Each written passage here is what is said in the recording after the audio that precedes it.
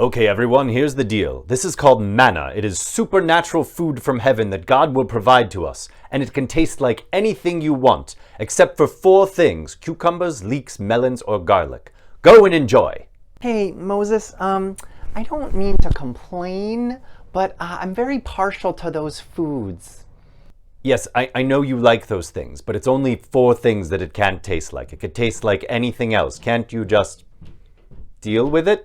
I'd really rather not, if I'm being honest.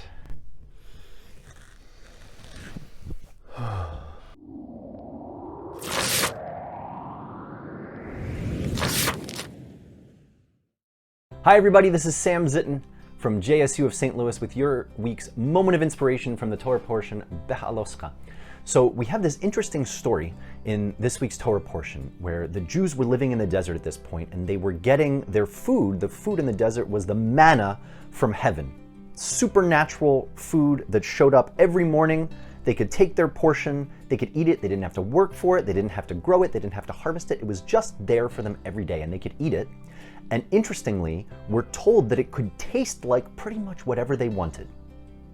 They could just make it taste like whatever their favorite foods were, with a very few exceptions. Couldn't taste like cucumbers, melons, leeks, or garlic. Those things they still had in Egypt, and they had fish and stuff like that. And you would think when you have this supernatural food that you don't have to do anything to work for, that would be enough. And yet, the story in this week's Torah portion goes that the Jewish people went to Moses and they said, "Moses, we miss that stuff we can't taste. We miss the cucumbers and the melons and the leeks and the garlic. Can we, what's the deal? We miss that." They have this supernatural perfect food and yet they find something to kvetch about? They're going to complain about cucumbers and melons? It's a puzzling kind of thing to try and figure out what's going on here. So for me personally, I actually draw a lot of inspiration from this story. You know why I draw a lot of inspiration from this? Because I realize that I'm not so different from them. There are times in our lives where no matter how good everything is around us, we still manage to find something to complain about. It's human nature to recognize and concentrate on what we don't have instead of what we do. That's the way humans are built.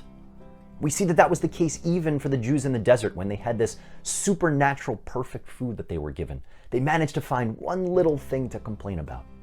How often do we pick one little thing to complain about in our lives instead of concentrating on all the amazing good things that we have? That's the way humans are made.